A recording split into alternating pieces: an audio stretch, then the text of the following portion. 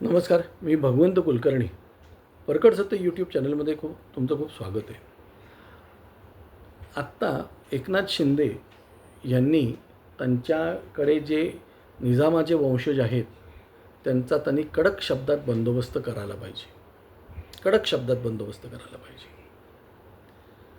कारण हे निजामाचे वंशज, मी अब्दुल सत्तारांबद्दल बोलतो आहे, हे निजामाचे वंशज हे ओरिजिनल शिवसैनिक नाही. यांना हिंदुत्वाचं प्रेम नाही. समजलं? हे फक्त सत्तेसाठी इथे तुमच्याकडे आलेले आहेत. काँग्रेसमधनं ते राष्ट्रवादीत गेले, काँग्रेसमधनं ते शिवसेनेत गेले. शिवसेनेमधनं तुमच्याबरोबर एकनाथ शिंदेंबरोबर आले, कारण त्यांना तिथे शिवसेनेत काहीच हे नव्हतं. उद्धव ठाकरे कसपटासमान वागवत होते आणि तिथे काहीच फ्युचर नव्हतं. आणि आज ते इथे येऊन परत ते उद्धव ठाकरे आणखीन एकनाथ शिंदे, जे कधीच एक होणार नाहीत, पण एक होण्याच्या गप्पा मारायला लागलेले आहेत. यांची उचलली जीभ लावली टाळ्यावर हे करतात कसे?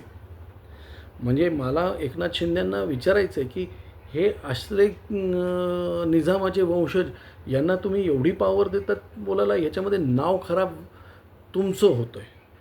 नाव खराब तुमचं होतं आहे. त्यांच्या मुलाला तिकीट दिलं नाही, हे फार तुम्ही उत्तम केलं. याच्याबद्दल मी एकनाथ शिंदेंचे म्हणावे तेवढे आभार मागेल, तो काय प्रश्न नाही. पण आज ह्या माणसाला कुठेतरी आवरा. आणि हेच चर्चा करणार मातोश्रींचे दरवाजे.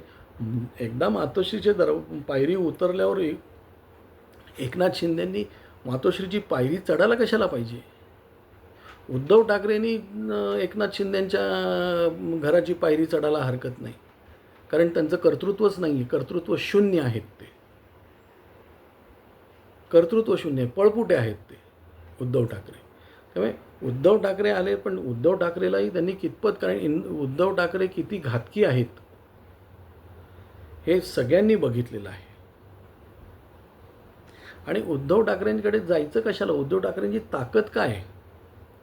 आज 20 आमदार जे आहेत त्या 20 आमदारांपैकी 16, माझ्या दृष्टीने 15-16च त्यांच्याकडे राहतील. बाकी सगळे आमदार त्यांचे आज ना उद्या इकडे जाणार. आज त्यांना साधा स्वतःचा पक्ष ठेवता येत नाहीत. आणि अशा उद्धव ठाकरेकडे एकनाथ शिंदे जाणार मातोश्रीवर, हा एकनाथ शिंदेंचा किती मोठा अपमान आहे. हा एकनाथ शिंदेंचा किती मोठा अपमान आहे. एकनाथ शिंदेंनी ते धाडस केलं ते कुठल्याही शिवसैनिकांनी धाडस करता आलं नसतं त्याला, किंवा केलं नसतं. पण नुसतं स्वतःबद्दलचं धाडस नाही, तर एकनाथ शिंदेंनी जवळजवळ त्यांच्या 40 लोकांबद्दल 40-45 लोकांबद्दलचं त्यांनी धाडस दाखवलं. त्यांची सगळ्यांची रिस्क स्वतःवर घेतली. त्यांना भाजपचा पाठिंबा होता, सगळं मान्य आहे मला. पण शिवसेनेमधनं फुटणं, आणखीन हे होणं, हे तेवढं सोपं नाही. हे तेवढं सोपं अजिबात नाही. आणि मग या एकनाथ शिंदेंना हे निजामाचे वंशज खाली पाडायचा प्रयत्न करतायत का?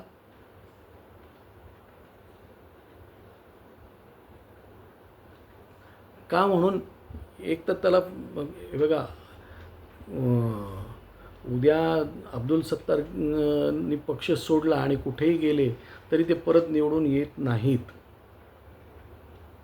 परत ते निवडून येणार नाहीत. याचा बंदोबस्त भाजप 100% करेल.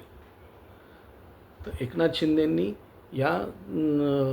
आणि ह्याचं हे काय, ह्याचं कर्तृत्व काय? यांनी निष्ठेच्या गप्पा कशाला मारायच्या? शिवसेनेच्या गप्पा कशाला मारायच्या? याला काय अधिकार आहे? कुठलीच निष्ठा नसताना आणखीन निष्ठावान शिवसैनिकाला हा गद्दार करायला निघाला.